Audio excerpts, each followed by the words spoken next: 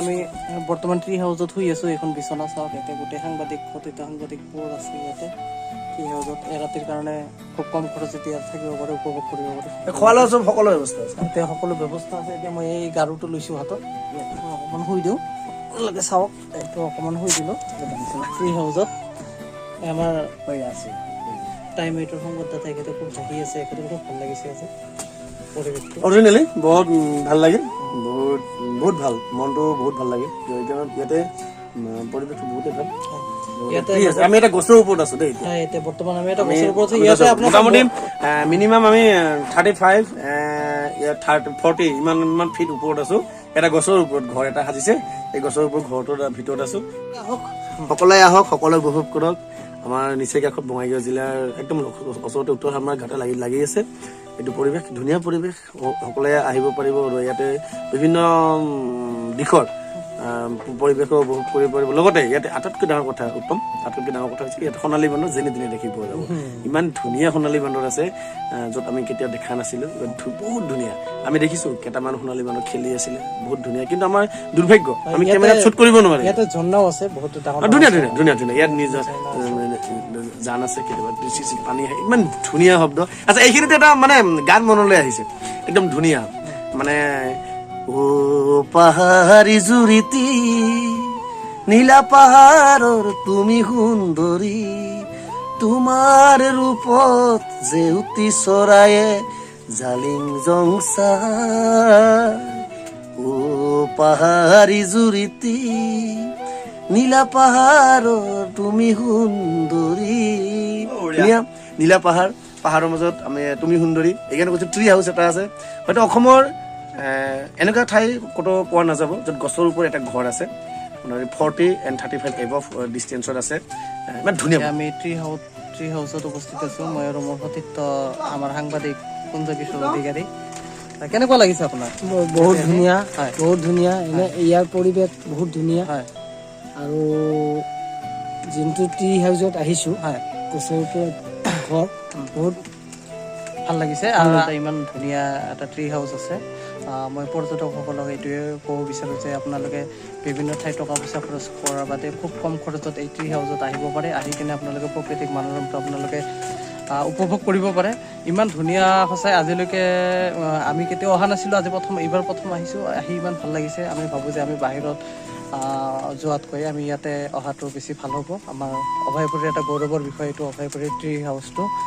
কিছুমান দৃশ্য আপোনালোকক মই দেখুৱাম। বিশেষকৈ আৰু এটা কথা দেই, ইয়াতে একচুৱেলি সোণালী বান্দৰ, যেনি তেনি সোণালী বান্দৰ আমি প্ৰত্যক্ষ কৰিছোঁ। যেনি তেনি সোণালী বান্দৰ, একচুৱেলি সোণালী বান্দৰ স্থলী বুলি কোৱা চলে। ইয়াত বিভিন্ন প্ৰকাৰৰ সোণালী, আমাৰ যিসকল মানুহে এই ট্ৰি হাউচত অহা নাই তেখেতলোকক অনুৰোধ কৰিছোঁ, ট্ৰি হাউচলৈ আহক। ট্ৰি হাউচত সোণালী বান্দৰৰ ৰং ধেমালি উপভোগ কৰক। ইয়াতে পৰিৱেশটো বহুত ধুনীয়া, বহুত মনোৰম পৰিৱেশ, সকলোৰে মন প্ৰফুল্ল হ'ব। ইয়ালৈ আহক। বেছি দূৰ নহয়, আমাৰ একদম বঙাইগাঁও জিলাৰ নিচে অভয়পুৰীৰ গাতে লাগি থকা একদম শালমাৰাৰ ওচৰত ধুনীয়া পৰিৱেশ, মনোৰম পৰিৱেশ। মানে নথৈ আনন্দিত আজি আমি।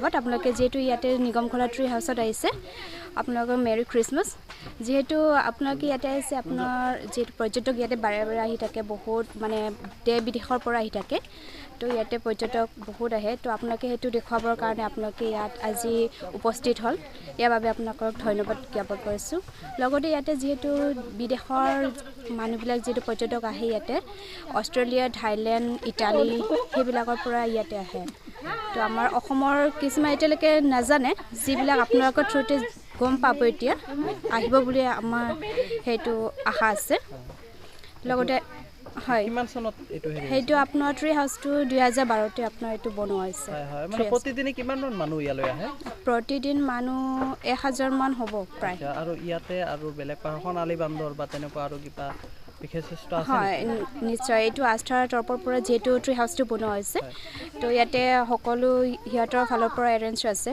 খোৱাৰ ব্যৱস্থাও আছে ইয়াতে গাৰো যদি ট্ৰেডিশনেল খানা খাব বিচাৰে আপোনালোকৰ ফালৰ পৰা যদি অৰ্ডাৰ মতে সেইটো বনাই দিয়া হয় লগতে গোল্ডেন লেংগুৰ যদি চাব বিচাৰে আৰু ভিলেজ ট্ৰেভেল কৰিব বিচাৰে লগতে ইয়াতে বাটাৰফ্লাইও আছে সেইবিলাক চাব বিচাৰে সেইবিলাকো ইয়াতে চাব পাৰি আপুনি